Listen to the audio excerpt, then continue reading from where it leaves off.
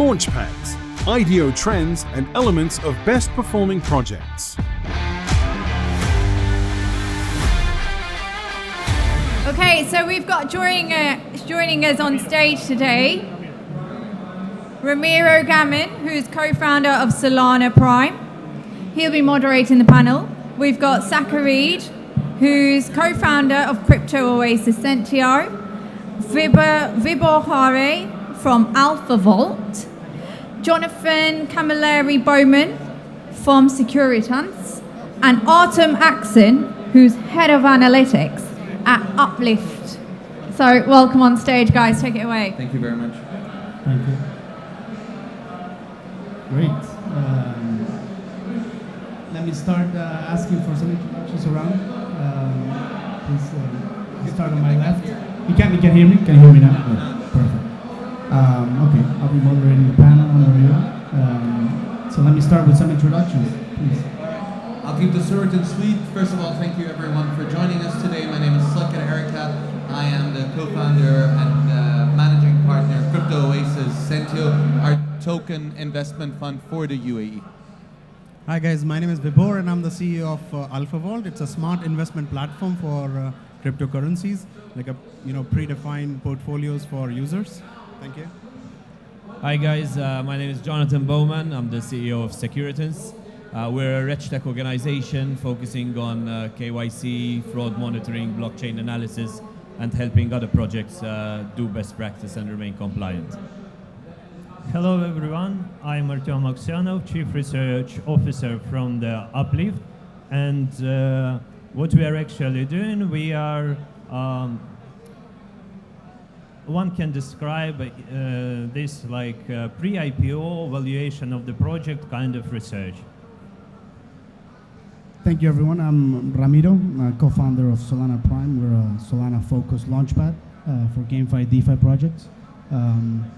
So let me start with some questions, and anyone who can take it. I think first thing I would ask is, I think legal and compliance is one part of that's very important for new projects, for understanding, what are the intricacies of their tokens, of regulations across the world, and what do they need to be ready for funding, for launching, and secondary markets. So, all right, so if we talk about legal compliance, and the mic is a bit high, maybe we can lower that a little bit. Thank you. If we talk about legal compliance, it's always difficult to find emerging technologies that have the right legal frameworks in place. Let's take an example of one of the technologies we understand a little bit better. Just from the audience, who here has used Uber before? Right, we're all Uber users, right? But when Uber came across a couple of years back, there was no legal framework for Uber to operate, right? Then we had countries like the UAE, which was one of the first countries to actually regulate Uber. And they said, you know what, we'll ensure that we'll regulate Uber and ensure that we operate our own taxis as well. Not wanting to tell you stories, but there's a common element in emerging technologies always, is that the legal compliance, legal frameworks are many times not ready yet for the innovation that we're seeing. Now, bringing this back specifically to our space, the blockchain, NFT, crypto, metaverse space, there's unfortunately not many countries in the world that have a mature legal framework for a company to operate in, right? It's not like if you're a financial services provider, there's certain regulatory authorities. The good news is that here in the UAE, last week they've announced something called the Virtual Asset Regulatory Authority, VARA, right? The Virtual Asset Regulatory Authority is essentially charged with ensuring that companies have the right legal frameworks. As soon as VARA was announced, 2 large exchanges have received regulatory approvals to operate in Dubai already. The first one is FTX, the second one is Binance. thank you so much for that. Yeah, You want to take that, Joe? Jonathan, my question now would be, after the regulatory framework is in place, what are the needs? I mean, what do projects need to look out for? So first of all, it's a very interesting subject. So I like the comments that were said. And I like the fact that basically many people are pioneers in their own, let's say, technology in their own area. And to a certain extent, there isn't always, as you said, the legal framework for, let's say, this innovation to take place. So people need to be a bit, let's say, adventurous and a bit risk-taking and trying to, let's say, go for it anyway. So our suggestion, and let's say the way that we try and approach that market with our customers, is even where the legal framework or the compliance framework doesn't exist or is not in place or is not enforced or it's a guideline, at least we can impose best practice. So for example, like we've seen places like Malta, like Estonia, like other places which are actually doing quite a lot in regulating this. I mean, they had the Virtual Financial Act, now there is VAR on the UAE, so many countries have their own interpretation and many other countries are still way back into going down that path. So even if the regulation is not there, for example, when we launched in Ireland, which was completely inexistent when it comes to blockchain and crypto. But we believe that if you approach anything when you're doing, let's say, with a best practice mentality, that means that when you actually and then get regulated, then you've done your homework, you're done. What other companies will do if they go down the cowboy route, saying, hey, you know what, we don't need to do anything, no one's going to tell us anything, so let's do it that way. Then when a regulation comes down hard, you're going to lose 6 months to a year to start cleaning up, let's say, that mess of a structure, and then you have to, let's say, get going anyway. And what we're seeing as well is that many companies, rather than sticking to one jurisdiction, they're looking at multiple. Because maybe one jurisdiction can't talk to, let's say, some type of audience, but that license can. So at least if you have, let's say, your best practice in place with your KYC, your blockchain monitoring, your transaction fraud, your PEP sanctions, your AML, at least you're making sure that even as a reputation-wise for your company, you're keeping your image at the top level. Excellent, thank you for that. I mean, my next question would be now moving into the actual token itself. I mean, if anyone wants to answer, I mean, why would a project choose between a security token or an STO, doing an STO, or doing an IDO or IEO or a utility token? Sure. We were just talking over there about the tokens and also, you know, the liquidity providers and automated market makers and all that. So eventually, you know, the spirit of blockchain started with the decentralization, and it is sort of, you know, moving back towards the VC-centric, investor-centric. I myself am an investor, and I've you know, of course, made a lot of profit in that. But the point is, community is also equally important. So going back to the point of the tokenomics, it's really important that the token has a good utility. And then, of course, based on different jurisdictions, it is changing. It sometimes falls into security, sometimes it falls into utility. It's a moving, you know, goalpost. But as long as you, as a project, keeping track of your tokenomics and also making sure that the project is actually benefiting the community, eventually it will be a success. Excellent. You want to add something? Really, I want to tell just...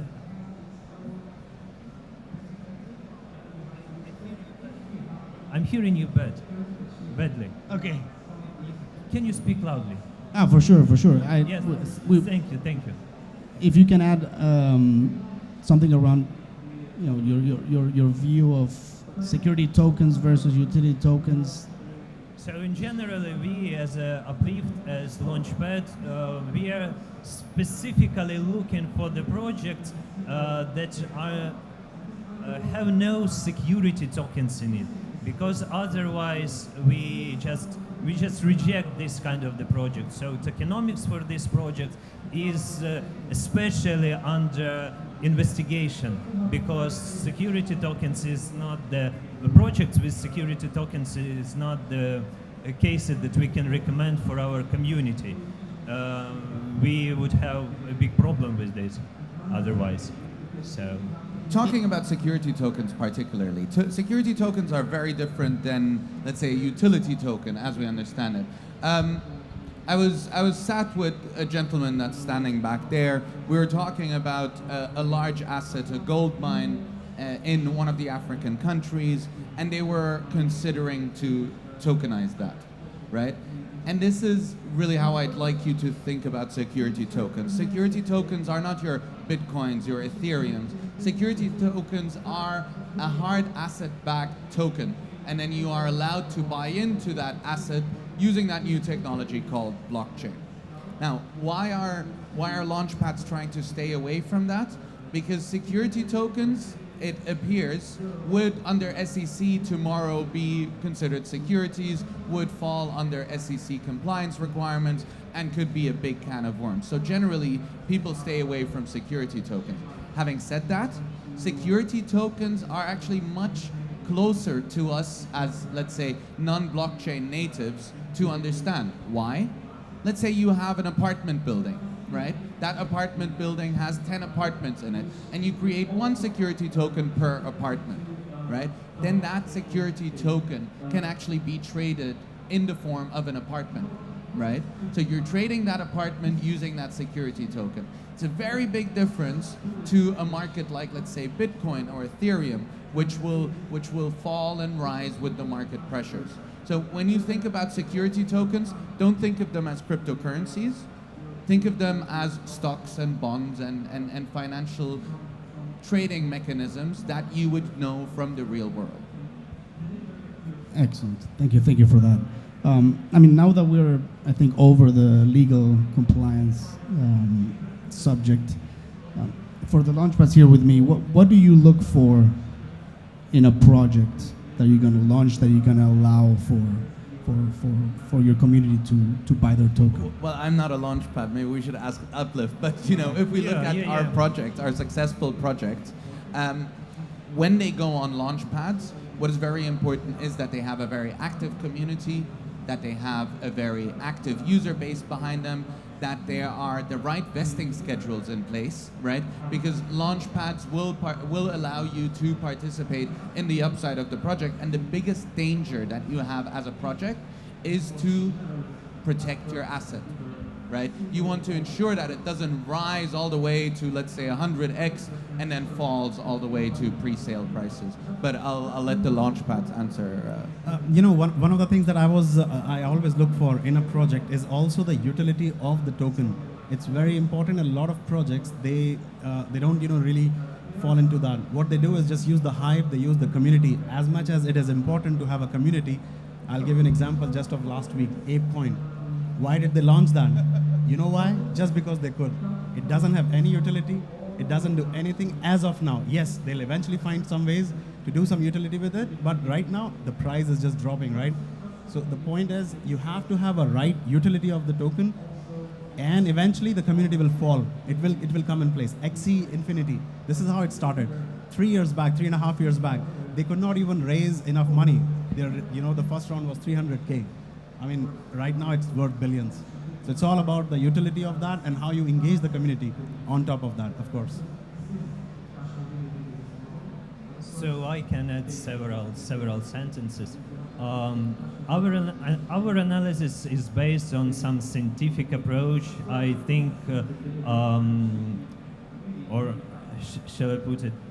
Every project goes through 3 different stages of analysis. So first analysis is a formal analysis. There are some formal criteria such as strengths of the team, communication channel with the team and community, strengths of community, white paper, roadmap and such. The second, this formal analysis helps me to see if the project is scam or not. So it's like rank-based system.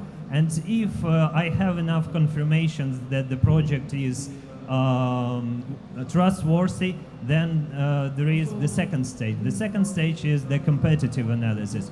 So we look at the business model, not formally, but we are trying to understand the business model, try to find out what the competitors in the market, and we are trying to investigate the future, the potential that project has. So if we still see the potential, then there is this third stage, the quantitative stage. We are trying to calculate APY or APR for the project, and if it is possible, if it's like high capitalization project, so it can afford to have some financial statements, we can do DCF analysis, like from the book DCF analysis. And After that, we can like recommend. I can recommend for the UplIft to accept this project if it's has been rejected on the earlier stages. So this is our approach to the evaluation of the project. Excellent. Thank you everyone for that. I think the last question I'm going to ask is we have from investments all the way to legal, secondary market investments, and Launchpad here. What I would ask is, what do you recommend projects, and if there are any listening to us now, on the right I think I'll stick right with path? what is exactly in front of us. In front of us, maybe you don't see it, there's a blaring red counter that says the time is up right now, right? So I'm going to make this as short as possible. Time is really of the essence, right? And this projects forget that sometimes. They think about great ideas, they think about great ways of executing it, but they forget that time is probably the biggest limitation that we all have, right? And we're the best example of it right now. I'll just say that, remove the tokens from your equation and see if it still makes sense. You don't need a token. So you need to really have a token utility. A lot of projects, they just come up with different ways and innovative ways to just say that, the token is useful, but it's the easiest way to figure out. Once you remove it out of the equation and it still works, you're not supposed to be in that project. Simple as that. One thing that we like to, let's say, speak with projects is it's easier going, for example, to the market with something that you have already developed, or at least a proof of concept, as opposed to going to the market saying, hey, I have an idea, I need your money to make it true. Because you need to put, let's say, some effort into it. And as opposed to, I think, like, apart from telling them, listen, choose the right jurisdiction, get your legal framework in place, so you protect all your future growings and whatnot. We try and say that, listen, maybe look at not only one launchpad, look at 2, 3, 5, 6, 10 different audiences, try and do them at the same time in parallel, get more hype, build up the market, and obviously continue delivering on it. But at least go with something tangible, some proof of concept, show them that you've put your effort, your money into it, your time, your dedication, and it's not just a hobby that you're trying to see whether it will pick up or not. Recommendations? If the project is, well, you decided that the project is not the scam, that's from my side, my recommendation. So you take the business model, you take the tokenomics, and you take the roadmap. For the normal project, these things should help one and support each other, especially tokenomics and roadmap. If you see the tokenomic that looks like TG, date, then total supply, then token distribution, and that's all, it's just not worth your time and effort to work with this project. For the 2022, if the project has no staking, has no vesting, has no unlock schedule that correlates with roadmap, this project is not worth any attention. Thank you.